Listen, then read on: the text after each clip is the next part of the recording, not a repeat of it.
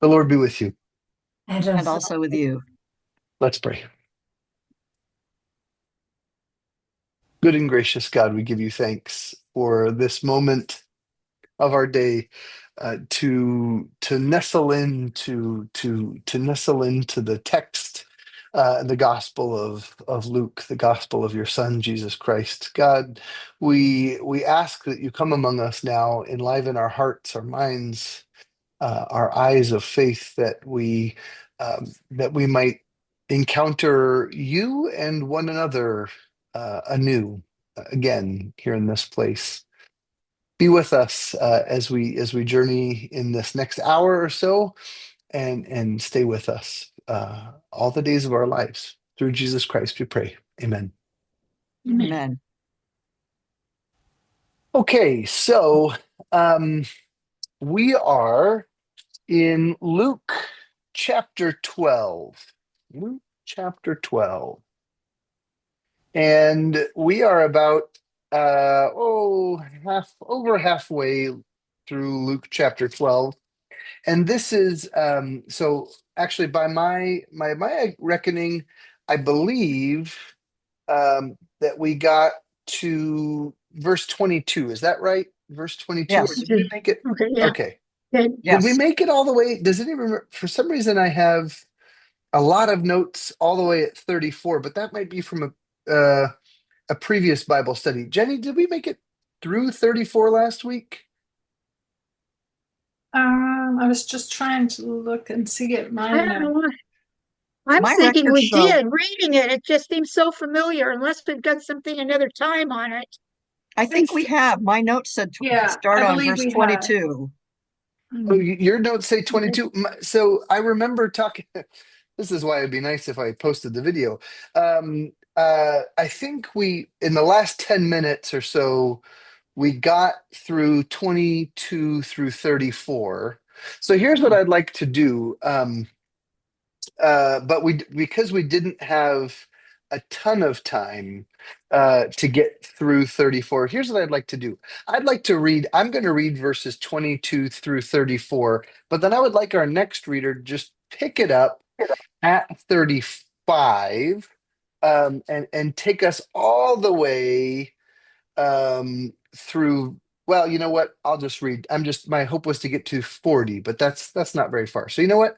I'm going to be our reader. I'm going to pick us up and bring us through verse 40. I think the first part will be familiar, but again, we kind of gave it short shrift last week. So I don't want to brush past it too quickly. Before we begin, I will say, if you feel like I'm rushing through things, it's because I always savor these moments when our two Bible studies can find one another at a fun juncture. And just such a moment would come if we only could make it. I'm not going to force it. If we only could make it to 13, 1 through 9. That happens to be our text for this Sunday. So I'm not going to push it too hard, but it's just one of these fun moments when we had a conversation about that text yesterday, and we could bring it in here as well. But we may pass each other in the night. We'll see. Anyway, so starting at 22, I'm going to be our reader all the way through 40. We'll pick up our conversation there. And there's Kathy. Hey, Kathy. We're starting with verse 22, just to reiterate what I think we completed at the end of last week, and I'm going all the way through verse 22 through 40 of chapter 12. Jesus said to his disciples, "Therefore I tell you, do not worry about your life, what you will eat, or about your body, what you will wear. For life is more than food, and the body more than clothing. Consider the ravens, they neither sow nor reap, they have neither storehouse nor barn, and yet God feeds them. Of how much more value are you than the birds? And can any of you, by worrying, add a single hour to your span of life? If then you are not able to do so small a thing as that, why do you worry about the rest? Consider the lilies, how they grow. They neither toil nor spin. Yet I tell you, even Solomon in all his glory was not clothed like one of these. But if God so clothes the grass of the field, which is alive today and tomorrow is thrown into the oven, how much more will he clothe you, you of little faith?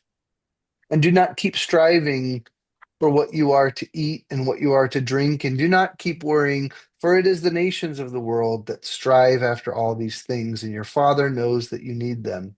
Instead, strive for his kingdom, and these things will be given to you as well. Do not be afraid, little flock, for it is your Father's good pleasure to give you the kingdom. Sell your possessions and give alms. Make purses for yourselves that do not wear out, an unfailing treasure in heaven where no thief comes near and no moth destroys. For where your treasure is, there your heart will be also. Be dressed for action and have your lamps lit. Be like those who are waiting for their master to return from the wedding banquet, so that they may open the door for him as soon as he comes and knocks. Blessed are those slaves whom the master finds alert when he comes. Truly, I tell you, he will fasten his belt and have them sit down to eat, and he will come and serve them. If he comes during the middle of the night or near dawn and finds them, blessed are those slaves. But know this, if the owner of the house had known at what hour the thief was coming, he would not have let his house be broken into. You also must be ready, for the Son of Man is coming at an unexpected hour.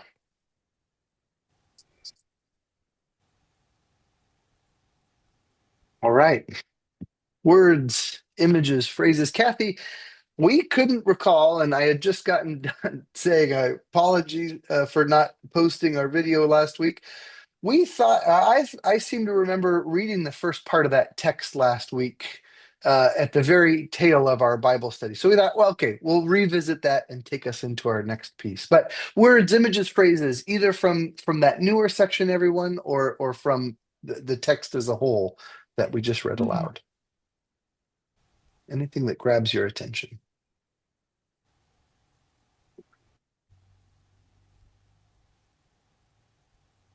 Go ahead, I Sue. was looking for for the Son of Man is coming at an unexpected hour. Yeah, yeah. What do you make of that? We don't know when he is coming again. That's what I'm looking at because it always seems to be an issue. And I just think this kind of affirms that. Yeah, yeah. The unexpected hour of the coming. So this coming, uh, this is a mysterious thing, right? This, some people will call it the second coming, or you have rapture imagery. In Greek, it's parousia. Another word for this coming is actually Advent. That's actually where we get the season of Advent, the coming. Uh, Mhm. but again, a huge, mysterious uh, biblical topic we kind of stumble across in this one. Yeah, the unexpected hour. Mhm. What else do we see in this, or more about that? Go ahead, Jennifer. I guess I'm kind of thinking or wondering, what does it mean to be ready? Be ready for what? I mean, like what's going to happen if we somehow know, experience that God is coming? What are we supposed to do? Oh, I didn't believe before. Now I believe. It's been a while since I've had my last confession, as the Catholics would say. I'm not really sure. And the only Yeah. thing I can kind of make of it, but it doesn't really make sense. It's kind of like prepare your heart for, um, I don't know, the time in your life when everything changes, and so that you don't think, oh, I wish I had spent more time, say, just enjoying my children. I Mm. wish I'd spent more time writing letters to my friends or visiting my grandparents. So I'm not sure. What are we supposed to do? What is the get ready all about? Yeah. And it's just fair warning. Uh, it's about to get even worse. And so I shouldn't say worse, but we're going to hear more about this in the verses to come. I'm not sure if it's going to help or complicate things or make that. My sense is that this is going to actually get heightened even a little bit more. Yeah. So what does this mean to get ready? Um, just to, I'm curious. You don't have to necessarily. This doesn't have to be a question that represents your own interpretations or your own understandings. But I'm curious when you've heard the words "second coming" or the coming of Jesus.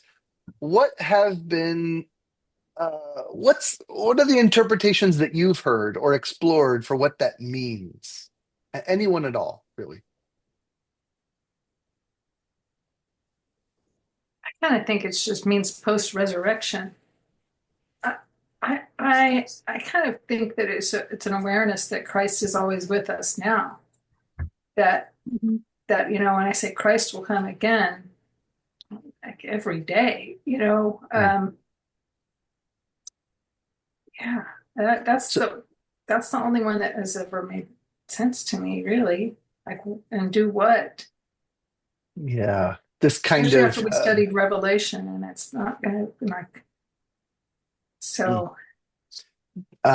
So that's one possibility. Yeah, this coming of Jesus at every moment, right? This perpetual inbreaking of the kingdom of God in our world, in our lives, here and now. Okay, that's one option.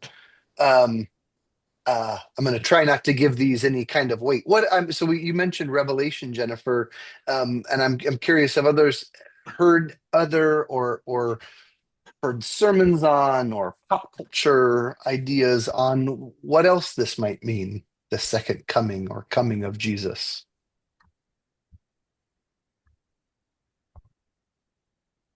It sounds more precise when we say it that way than him being with us every day. Yeah, like an event, right? An event, something that's going to happen. It almost sounds like it's excluding the fact that he is already with us. Yeah, especially verse 40, right? Yeah, An unexpected hour, right? Um, yeah, there's almost this kind of specificity and so yeah. Jennifer mentioned revelations, right? There's some groups who believe that the second coming is a historical event that we're waiting for, a moment in history when Jesus returns. They'll call it the end of the world, apocalypse, rapture. I mean, those are all kind of different things, but that would seem to be like an event on a timetable, right? Mhm. Um, yeah. But That's go ahead, Jenny. Yeah. I was just going to say, but do you think that this is something only experienced by Christians? And that's definitely one of those sort of defining characteristics of that rapture theology, especially, right? That it is something experienced or specifically for Christians. Um, that's an interesting question, also, of the other possibility, though, this constant inbreaking of the kingdom of God, right? Christ coming at every moment. Is that something only experienced by Christians? Jenny, I don't know if you meant to ask it that both in both It's cases, all right. but Yeah. yeah, no, that's an interesting question and adds some shape and color, I think, to both of those. So there is a kind of dimension here um, of exclusivity, right? Of kind of insider knowledge, foreknowledge, right? Insider, and it's helpful um, to remember Jesus is talking to his disciples here, right? We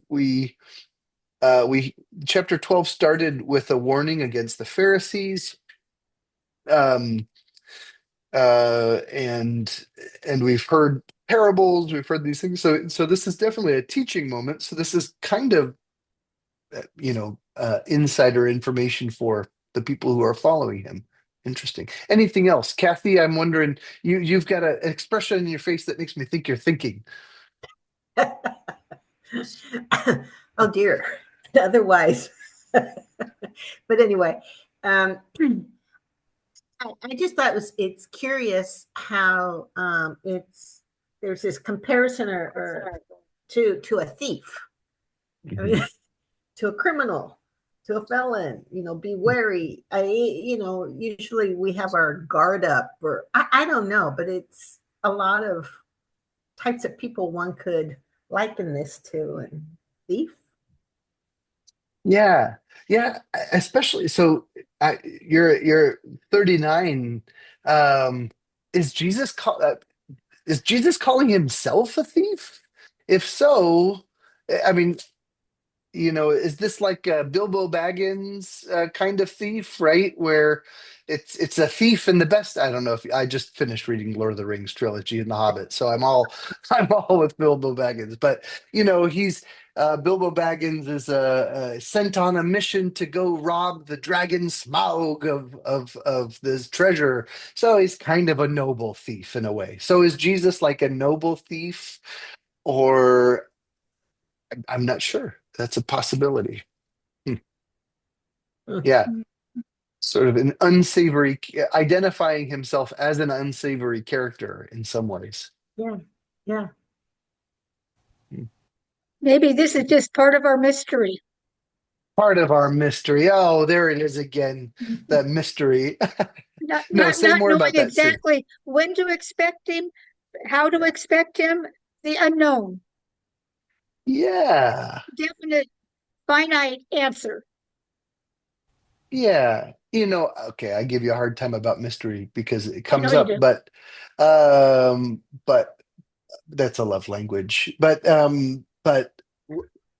I think you're onto something there, though, which is, I think the key word is unexpected, right? Yeah. And that kind of dovetails. Cheryl, say more about that. I just heard your voice. Go ahead. Oh, Bruce's little study notes are talking about that, it being unexpected. And you don't expect a thief either. Hmm. No. Hang on, what's that? The re the return is not secret, so every eye will see him. And so it's referring to Revelations 1:7, but they're saying it's unexpected. Hmm. But it does say every eye will see him. It's the And time that's unexpected. interesting. So in that way, that would kind of be more of a to that particular hour, right? This unexpected hour, talking about almost a historical moment. I could almost see, I'm kind of switching back and forth between uh this inbreaking at every moment and then this specific time. I could actually see that unexpected going in both ways, in both cases, in both Christ inbreaking at unexpected moments, say, of hopelessness. Um, Kathy, you're unmuted and you were just muted, so I wonder if you had. Go ahead. What's interesting too, I was thinking, in terms of control, that we won't have control. It's unexpected. It's like, and likewise, I think there's this lack of feeling of control if one were a thief were to approach us. That would be the first kind of response is something's out of control, at least for a while. But Mhm. it's so then it made me think too. Some fundamentalists think, that hastening this so-called second coming, is up to them, right? So Mhm. they want to reestablish where the capital is for Israel or whatever the agenda is. But yeah, it's out of our control. It's Yeah. God's time, not our time. Hmm. Those are some of my thoughts. Yeah. So to the I'll kind of speak a little bit historically here and commend a book to anybody who hasn't had the chance to read it. If I can find it on my bookshelf. Here it is. The Rapture Exposed by Barbara Rossing. We read this when we covered the book of Revelation. Barb is a friend. She even came and talked to this Bible study group one afternoon. That was a lot of fun to have her. Um, Excellent book. This was written in the aftermath of the invasion of Iraq.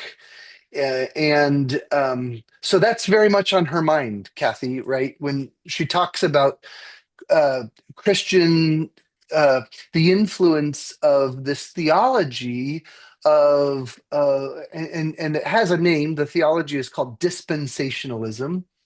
This influence of this particularly American and English theology that emerges in like the 18th century and is sort of a historical phenomenon, but uh, seeks to set the circumstances for the coming of Jesus, right? Through political action in the here and now, right? So, yeah, setting the capital of Israel, resetting the boundaries of the nation of Israel. Uh, this, and Barbara Rossing is a Lutheran theologian. She's very much against this reading of Revelation. She is outrightly hostile to it, I think, for a lot of important reasons and reasons that I just cards on the table I'm very sympathetic to. And so I appreciate her. Instead, she talks about Revelation as a message of hope. And I think that it's possible to read some hope into this here too. And Kathy, you just talked about being on the guard and or having this inbreaking like a thief in the night. And it does occur to me, and this is going to intersect with our Bible study just yesterday, where we know what it is. We know what it means to have people in this world who feel, maybe by their own choices or not, usually not, uh, feel beyond hope, right? Feel like they are either existentially and emotionally or intellectually or physically captive and beyond possibility for hope and liberation, right? And so we could read this in a personal sense and say, I've had some moments where I thought I was on my guard, and that was actually the very moment where uh, uh, the kingdom broke through. Or we could also read this as just when we're in those places that feel hopeless, God can break in even there, like a thief finding a crack in a door or a window that we thought we had, or that somebody thought. So there is maybe a message of hope there all the same, right? Whether we're guarded or being guarded. Pam, I see you're logging in. I hope you can hear us and see us. Welcome. We're in chapter 12, between verses 22 and 40. So just in case you're there to hear us. Um, so I'd like to keep reading because all of this material sort of flows together. But before we move on to this next piece, I found it really helpful as I was researching this afternoon and yesterday about this next piece, because I struggle exactly with these issues that we're talking about. But one of my commentators made mention of this next piece as a writing about stewardship. Now, y'all probably heard stewardship in your church speak. Alarms go off. You think, oh no, pastor's about to talk about money and we're about to get hit up for a stewardship drive and make a pledge. Um, Relax, that's not what I'm saying. But there is a sense in the ancient world, both in the ancient world and today we can use this language, of a steward of a house. Being one who looks after the house uh, while the lord of the house or the master of the house or the owner of a house is away. So the steward is the one who is the caretaker, has the authority of a caretaker, while the owner is off in the distance. So I want to give you that frame as we encounter this next piece, because I think it's really helpful to imagine this as being spoken about our work in the world as stewards of God's house. Okay. I usually don't do that. I like to come clean to these things, but I want to give you that frame before we proceed. So, who would like to read verses 41 through 41 through 48? Who'd like to read 41 through 48? Hey, Pam, we're in chapter 12, 41 through 48. Welcome. Yep. Yep. Okay, Cheryl, thanks so much.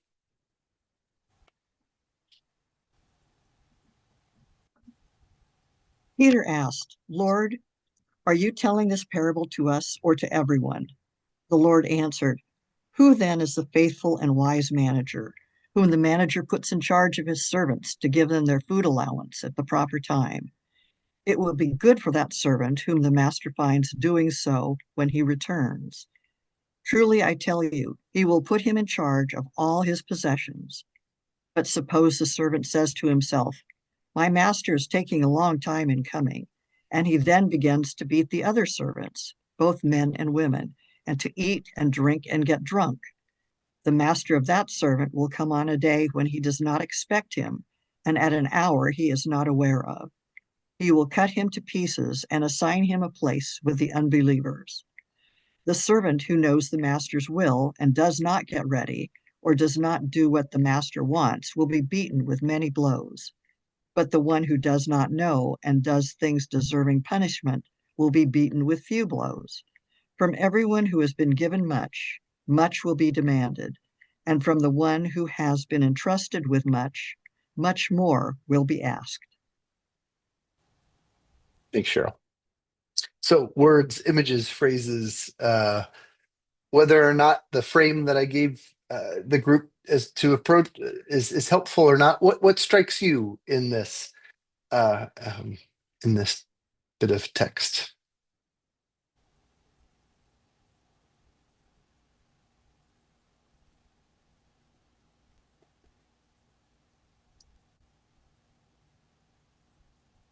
Kind of un-Jesus like being punished, and it's it's tough to think about that. I don't generally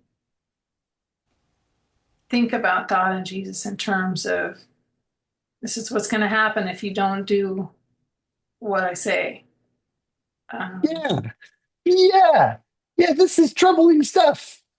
Uh, Jenny, I'm looking at verses. I take you to mean, I don't know, half the reading, 46 through 46 and 47 especially. My translation, Cheryl, yours was great too.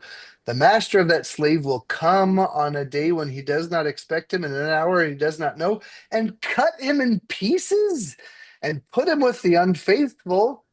What?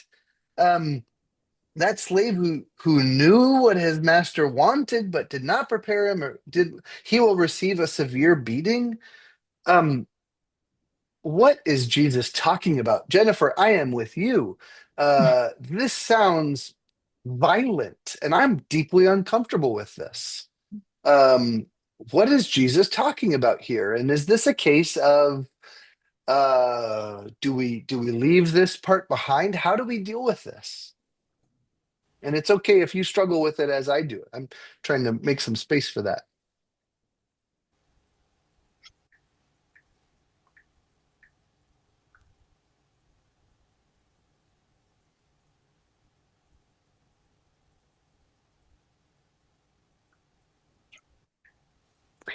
So there is I'll give us one of my commentators, uh Justo Gonzalez, puts this in. He says there are parables about the nearness of God, um, And there's parables about the nearness of God and the absence of God. And then there's also parables about um, uh, lost things that are lost, right? So we have the parable of the lost sheep, the parable of the lost coin, right? And then we have this saying that would seem to be about the absence of God, the loss of God, right? God missing from creation, right? Of being in a world subject to uh, persons of authority who do nasty things while God is not home. That's one of the things that Justo Gonzalez points to. I'm not sure if that helps or hurts us, or to what degree it helps. Um, but anyway, I offer that as a possibility here, that this is about the experience of the absence of God.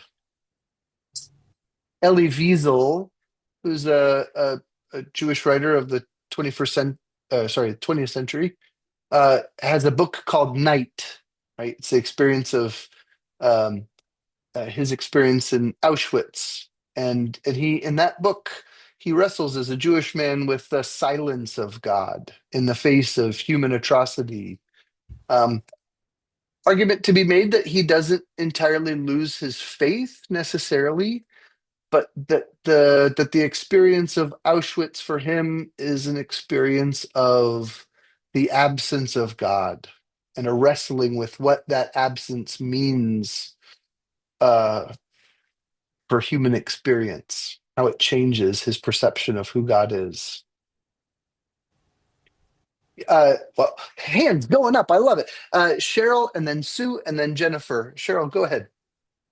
I kind of like my footnote in my Bible because it talks about the servant becoming lax in his watching, and he allowed the influence of the world to sway him away from his responsibilities. And then it said the parable would have special meaning for believers in the early church, readers who expected the imminent return of Jesus in their own lifetime and were in danger of growing weary in their expectations.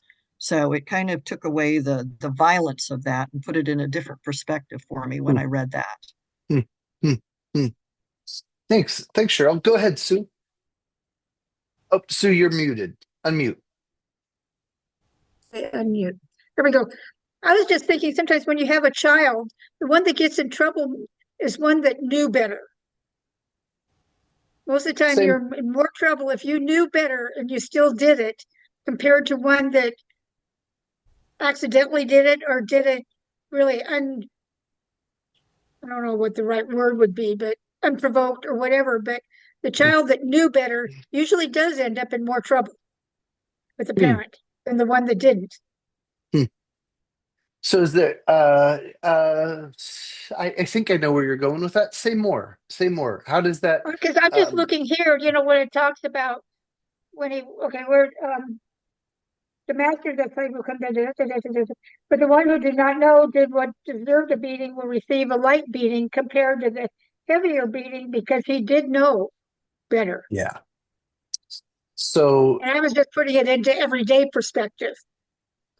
so in that way, if I hear you, I mean that kind of reminds me about like the legal difference between murder and manslaughter, right? Murder Yeah. one, murder two, murder, right? And manslaughter, right? There's an ethical difference The between intent. yeah, intent, right? A legal difference. In Mhm. that way, it almost seems like we were just talking about how this is teaching for Jesus's disciples, right? This is a teaching about what it means to have this knowledge of the kingdom of God or have Mhm. faith. In that case, I hear what you're saying is saying, hey folks, uh, we're playing with fire here. There is this kingdom is a thing of substance, right? You know what it is to be people uh, who know that God craves justice in the world.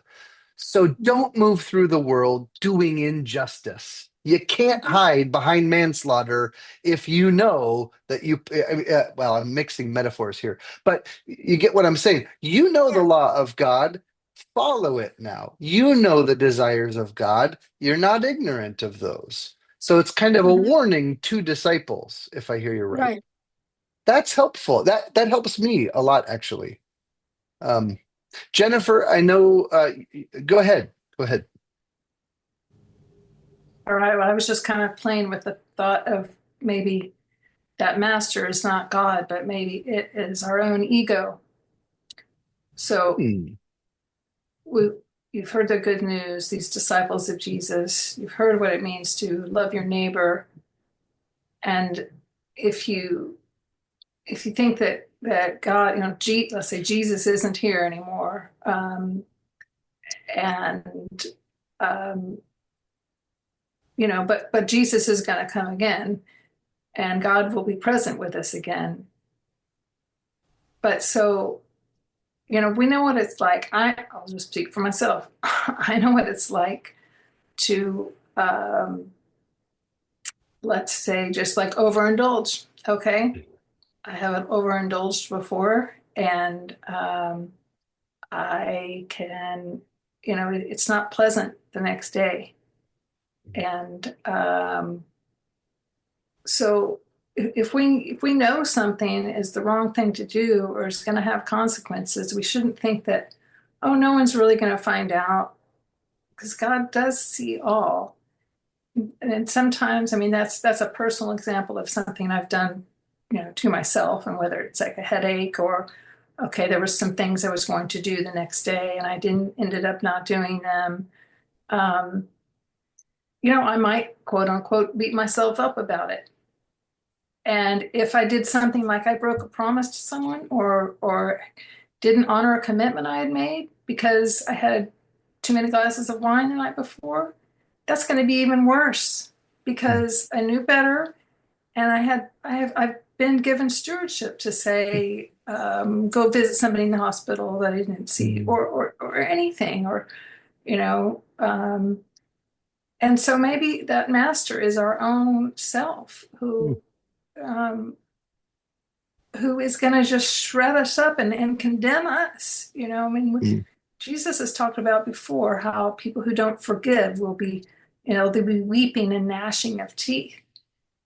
And yeah, that's what happens when we carry around these burdens of hate or um, of anger, um, rather than give them to God, rather than steward them through and with God's help. And I mean, let's say that you were driving down the street and you saw some, like a little child by the side of the road, and you're like, oh, I'm really in a hurry. I can't stop. And then you find out that that child was hit by a car, Mhm. or was lost for a day without their parents. If you were to find out the consequences of the actions when you drop the ball, then that's a pretty terrible punishment, I Mhm. think. Um, so especially of those of us who call ourselves Christians. And so I'm just kind of thinking about that as a possibility to make sense of this passage. I mean, I appreciate that. That is that's kind of I appreciate that because it's a way of turning the text on its head, right? And seeing kind of mixing up the characters from what we immediately assume is the assigned meaning allegorically to this text, and saying, "Oh, we know this experience. We know it's called, it has a name. It's called shame, right?" Um uh and then maybe the next question, and I kind of hear you going here, Jenny, is to say, um, what's Jesus's relationship to shame usually? Ah, okay. Jesus is not the one who intends shame, but Jesus is the one who, uh, what drives that darkness away, right? Jesus is interested in the opposite of that for us, right? The abundance of life. Um, Interesting. I appreciate that reading very much. Thanks, Jenny. Thanks for taking the time for that. This is this is hard. So these are difficult texts because they so easily would paint this is maybe to your point, Jennifer, would easily incline us towards an interpretation of Jesus, or we might say God, as punishing, as interested in this sort of retributive justice, right? Eye for an eye. You did wrong, you get punished. You did wrong, you get punished. And so I'm always fascinated and grateful for readings that help us sort of slough that off, right? How do we, and not for just wishful thinking sake, but to get beyond our sort of normal intent or normal way of thinking through these. It it doesn't get any better, so let's just get this next piece out of the way. um, and well, I don't know. Maybe it does get better. I'm just kidding. But I would like to actually finish this chapter out while we have time. So I'm looking for two readers actually. One to take verses 49 through 53, 49 through 53. And then Ginny, you want to do that? Okay. And then after Ginny, so pick it up at 54, follow it down through the end of chapter 12. So 54 through 59. Who would like to take that piece? Okay. Jennifer. So we got Jenny and then Jennifer.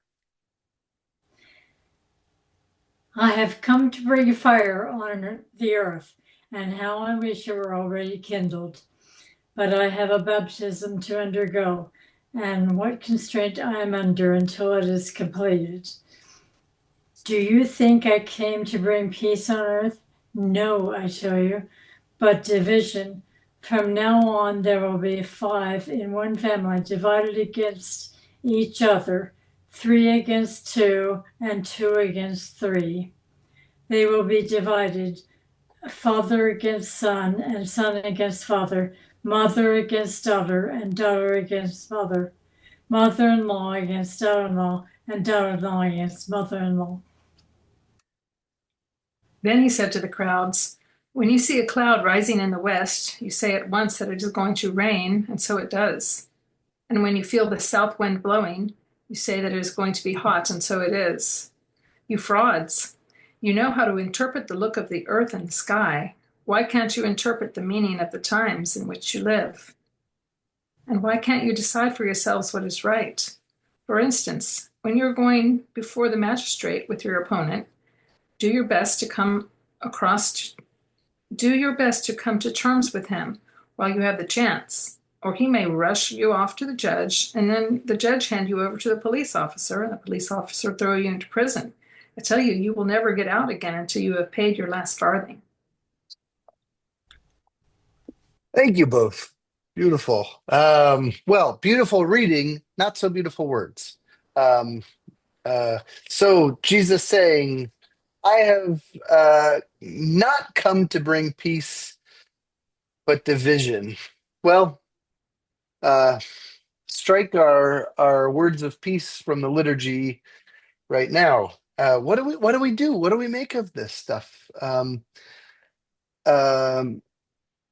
what tools do we have? So, words, images, phrases that strike you as challenging or as good news, bad news. Who'd like to start us off? Well, peace is just letting the corrupt in power just do what they please. That's peaceful to them. Peace, or peace is not challenging someone when they say something that's, say, racist. Hmm. It's peaceful, but that's not what Jesus came to bring. So that's how I interpret it. That peace is standing up for what's right, what's kind, what's Jesus's way, which is often, ultimately peaceful, but often not between family members or friends or whatnot. I mean, So So this is so in some ways we should read this before Thanksgiving. This should be our Thanksgiving Eve service right here. No, right. That's become a theme. I've noticed that in the last 10 years. Before Brad probably goes way back, right? Um, this anxiety, this heightened anxiety of the family dinner table around the holidays. So much so that it's been parodied in SNL sketches and TV. And again, I'm sure it goes back further than just the last 10 years. But we know this. So, Jenny, if I hear you right, what you're saying is um, there is no peace. In fact, the peace that we experience is a false peace when injustice continues in the world. Is that what I hear you saying? Mhm. Yeah. And so Jesus is saying, no, I'll be that obnoxious relative at the dinner table that says, excuse me, fill in the blank. Mhm. Others.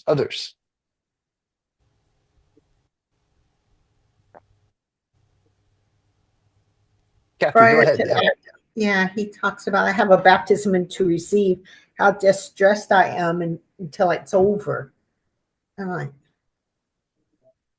what? So people who don't have the luxury of being baptized, of which there are many in the world, they Mm-hmm. should be. I don't know what to Mm-hmm. make of that one either. Mm-hmm. Mm-hmm. That's verse 50. I have a baptism with which to be baptized, and what stress I am under until it is completed. Yeah. So Kathy, what I heard you wrestling with was, wait a second, is this an indictment of the unbaptized? Is that what I heard you, like non-Christians? I don't really want to put it at their feet. Yeah, There are just many people where it's just not a thing. yeah, So then what? yeah. It's I've asked this before, I think, but I'm so confused. I know John the Baptist was baptizing. Was that a common practice in all of that part of the ancient world where people were being baptized all the time, or was this just kind of his hang up? I mean, if he's so distressed over it, sounds. Mm, mm. I don't know. So the term baptism is not unified whatsoever in the ancient world. Um, it actually has a connotation of like ritual purity, like ritual washings, right? It Mhm. has a connotation, actually, one kind of obscure connotation is that of a sword like piercing flesh. It's a strange. It's one of the ways that it has use in the ancient world of sort of life ending. Actually, um, interesting that should make its way into some of our baptismal imagery, right? We say like we drown sin and the today, right? The sin is drowned, the resurrection. Uh, so anyway, we have this sort of life and death imagery in our baptism today. In this context, it can also mean um, like mission or call, the baptism with which I'm baptized, the cup I drink, the mission I'm on, the thing that I'm doing. So oftentimes this will be interpreted not as the sort of induction of those who are baptized versus those who are not, like as a induction into a society, maybe membership. But in this way, I think it's almost more like oftentimes theologians will look at this and say, Jesus here is talking about his mission to go to the cross, right? So this one of the readings that I think is uh, challenging, but also kind of contextually fits is Jesus saying, I have a baptism with which to be baptized. He's saying, I have a mission to complete here. And And to the rest of the world, it's actually going to look like a thief coming in the night, right? It's going to lead me to the place where I'll be actually among the rest of the thieves, hanging on a cross. Um, and I am just frustrated as I'll get up until I'm done with this thing. Y'all are annoying me. No, that's not what he's saying. Sue, I see your hand, but Cheryl first. Go ahead, Cheryl. You've been patient with me. Well, you kind of hit on what I was going to say because my footnote talked about that. They said that Jesus referred to his baptism as the crucifixion in the Jerusalem, in which he would be wholly immersed in the suffering of the cross. But it says his death, however, would be a fulfillment of prophecy, the supreme act of reconciliation of men and women with God. So I thought that was a nice little footnote. Yeah, that is a nice footnote. So, thanks, Cheryl. Sue, go ahead. There we go. Okay, this just brought back up to me was the question in like 51. Do you think that I have come to bring peace to the earth? Made me think of John 3:17, where basically God did not send the Son into the world to condemn the world, but in order the world might be saved through him. Another place just saying the intent why Christ is here on earth. Mm. Mm. It Yeah, brought that to my mind. yeah. I think you're in the same ballpark as kind of what I heard. Um, in a way, what I heard Jenny say too, and I'll kind of unify the two comments a little. Justo Gonzalez says when he says, "I came to bring fire to the earth," what if we thought about this as the refiner's fire, right? The Mhm. kind of fire that is needed to bring, I mean, the refiner's fire, right? So that's an imagery of gold and metalworking. A refiner's fire helps purify that which is beautiful, right? And so, again, coming back to this image of um, stewards of the promises of God, stewards of God's justice, that we just encountered in this faithful and unfaithful servant piece. What if Jesus is saying, "Oh, people, y'all know what God desires of you, and uh, it is not going to be an easy task." And that's not because God has made it a difficult task and you're being put to the test, but because um, let's see, one theologian always talks, Ched Myers, a theologian that I like and appreciate, always talks about God's dream of justice, right?